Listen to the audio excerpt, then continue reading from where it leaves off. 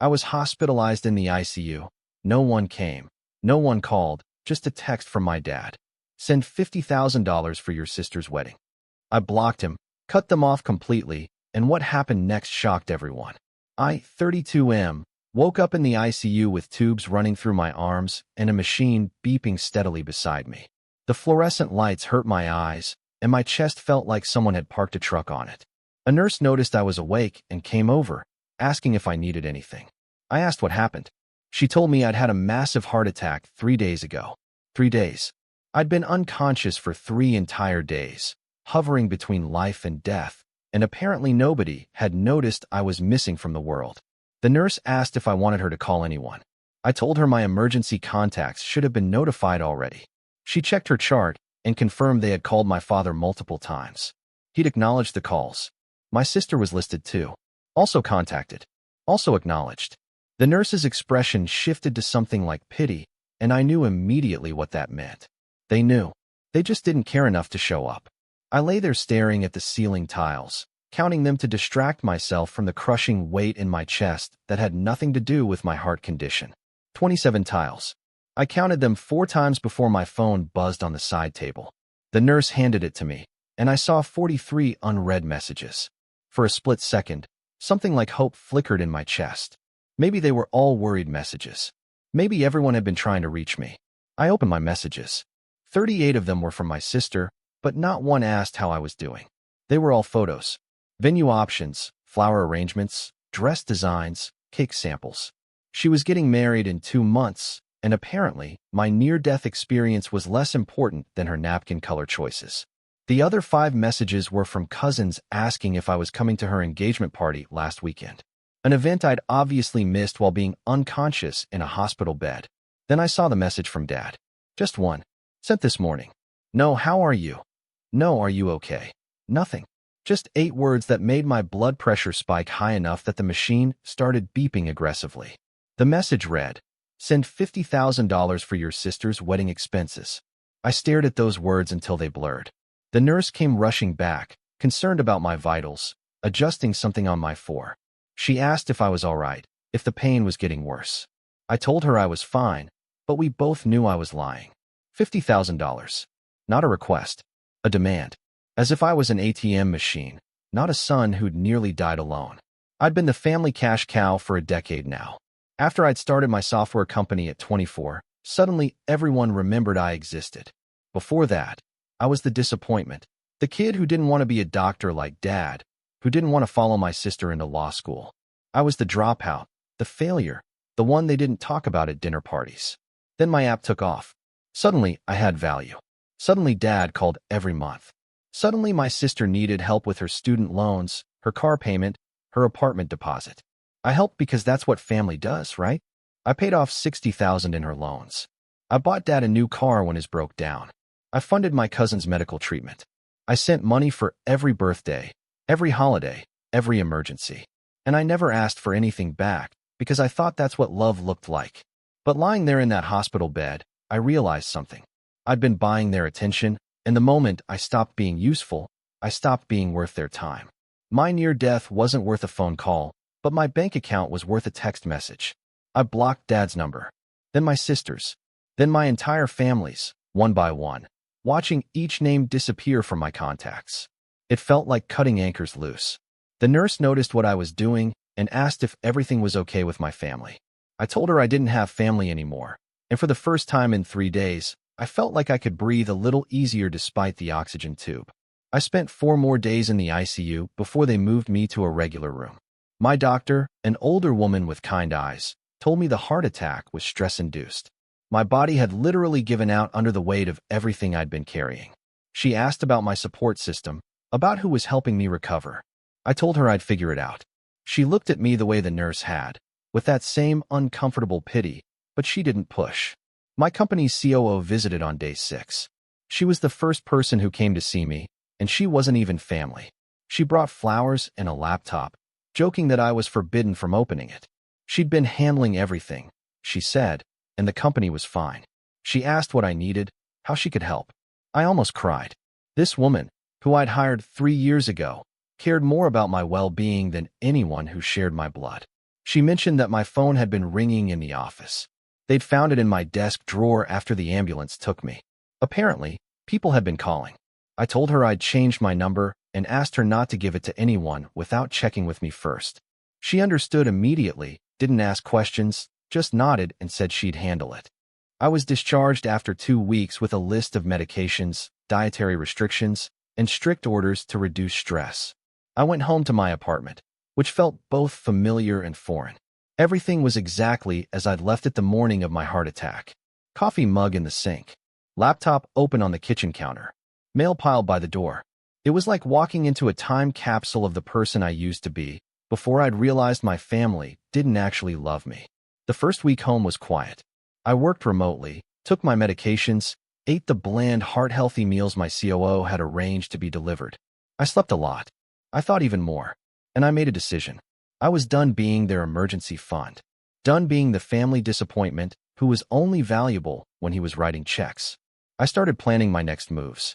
I contacted my lawyer and had him draft new beneficiary documents. Everything that would have gone to my family now went to various charities and a scholarship fund I established for underprivileged kids interested in tech. I updated my will. I created a trust for my company's shares. I removed my father and sister as emergency contacts from everything, medical, financial, professional. I erased them from my life systematically, the way you delete old files from a computer. 3 weeks after blocking them, my cousin somehow got my new number. She called crying, asking why I'd cut everyone off, saying the family was worried. I asked her which family members had visited me in the hospital. Silence. I asked her which ones had even called to check if I was alive. More silence. Then she mentioned my sister's wedding, how I was ruining it by not contributing, how selfish I was being. I hung up and blocked her too. Update 1. 2 months passed. My health improved steadily. I followed doctor's orders, attended cardiac rehab, started therapy to deal with the emotional aspects of what had happened. My therapist helped me understand that what my family had done was financial abuse mixed with emotional neglect. Hearing it labeled, having someone validate that yes, this was actually messed up, helped more than I'd expected. My sister's wedding was happening this weekend. I knew because my blocked calls list had grown to include 17 family members, all desperately trying to reach me. My assistant mentioned that someone claiming to be my father had shown up at the office building.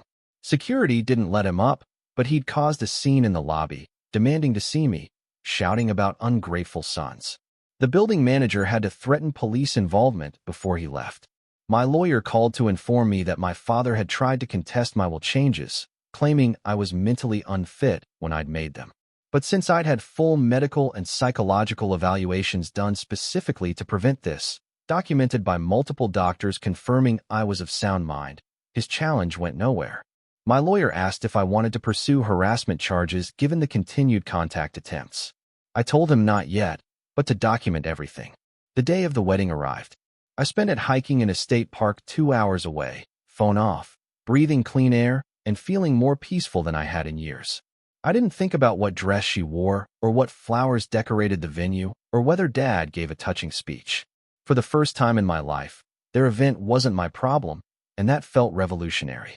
When I turned my phone back on that evening, I had 62 missed calls and over 100 text messages from unknown numbers. Apparently, when the $50,000 payment never materialized, they'd had to scale back dramatically. The venue had been downgraded. The catering was limited. There were no fancy favors or elaborate decorations. My sister had a meltdown, from what I pieced together from the angry messages. The wedding still happened, but it wasn't the magazine-worthy event she'd envisioned. Multiple messages blamed me for ruining her special day.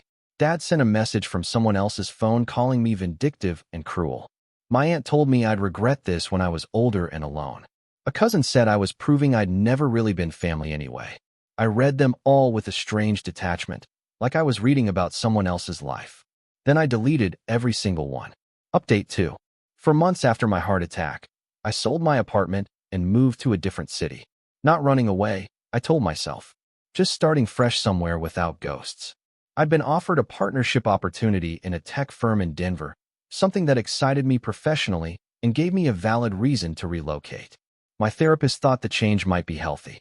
Before I left, my COO, who'd become a genuine friend, asked about my family situation. I gave her the full story over coffee. She listened without judgment, then told me about her own experience cutting off her abusive parents. She said the first year was hardest, that I'd grieved the family I wished I had, not the one I actually had. She was right. I was grieving, but I was also healing. The harassment eventually died down. Apparently, they'd realized I was serious about the cutoff. My lawyer sent a formal cease and desist letter threatening legal action if the contact continued, which finally got through to them. The calls and messages stopped. The silence that followed was initially unsettling, then gradually became comfortable. I threw myself into work and into building an actual support system. I made friends in Denver, people who liked me for who I was, not what I could provide. I dated casually. I joined a hiking group and a book club. I discovered I actually enjoyed cooking when I wasn't stressed. I adopted a dog from a shelter, a 3-year-old mutt who'd been abandoned by his previous family. We were both learning to trust again. About 8 months after cutting contact, I received a letter at my new address. Someone had tracked me down. It was from my sister, handwritten, 6 pages long. I almost threw it away unread, but curiosity won. She apologized for everything.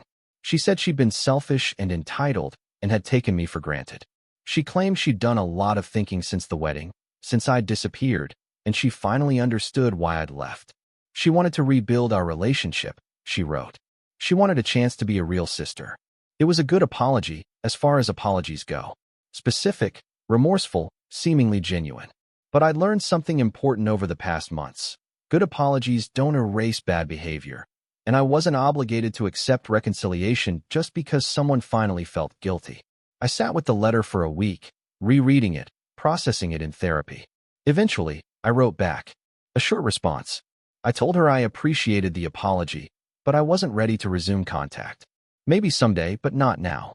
I needed to protect my peace, and I hoped she could understand that. I didn't hear back, which I chose to interpret positively. Maybe she actually did understand. Update 3. A year and a half after my heart attack, I was thriving. My health was excellent. My cardiologist called me a model patient. The Denver partnership was successful beyond expectations.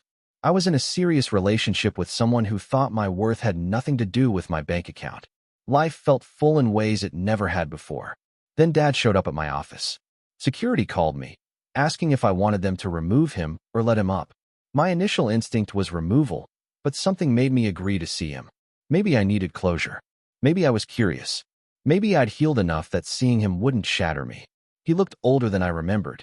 Grayer, more tired. He sat across from my desk, and for a long moment, neither of us spoke. Then he asked how I was, and the question was so absurd given everything that I almost laughed. I told him I was alive, no thanks to him. He flinched like I'd hit him. Then he started talking. He explained that when he got the hospital calls, he'd assumed I was fine, that they were overreacting. He said he'd been busy with wedding preparations and figured he'd visit after things settled down. He claimed he didn't realize how serious it was until I'd already cut contact. He insisted he'd tried to reach me to apologize, to check on me, but I'd blocked everyone. I listened without interrupting. When he finished, I asked him one question. Why had his first and only message been a demand for money? He didn't have an answer for that. He stumbled over words, tried to explain the timing, the stress, the expenses, but ultimately couldn't justify it. He just said he'd made a mistake, that he was sorry, that he wanted his son back. I told him the truth. The son he wanted back never actually existed. That son was an ATM machine shaped like a person, and I'd retired him permanently. I explained that I'd spent 32 years trying to earn love from people who only valued transactions. I'd nearly died from the stress of it, and in that ICU, surrounded by no one, I'd finally understood that I deserved better than what they'd given me. Dad got emotional. He actually cried, which I'd seen maybe twice in my entire life. He said he understood if I couldn't forgive him, but asked if we could start over, build something real. He promised he'd never ask me for money again, never take me for granted, actually be a father instead of just a name on my birth certificate. It was tempting. Part of me wanted to believe him, wanted to think people could change, wanted to have a father again. But I'd learned something important over the past year and a half. Wanting something doesn't make it healthy for you. I told him I'd think about it, but I made no promises. I suggested he should probably leave. He nodded, stood up, and before walking out, he said he was proud of me. For the first time in my life, Hearing those words didn't feel like something I needed. After he left, I sat in my office for a long time, processing. My girlfriend came by that evening, and I told her everything. She asked what I was going to do. I said I honestly didn't know yet. Maybe eventually I'd be ready for limited contact, maybe not. Either way, I was okay. That was the difference now. Whatever I decided about my family, I'd be okay, because my happiness no longer depended on them. 3 months later, I agreed to coffee with my sister. Just coffee, public place, 1 hour. She'd been in therapy too, she told me, working through her own issues. She didn't make excuses, didn't ask for forgiveness, just wanted me to know she understood what she'd done and why it was wrong. We talked carefully, like strangers learning each other's languages.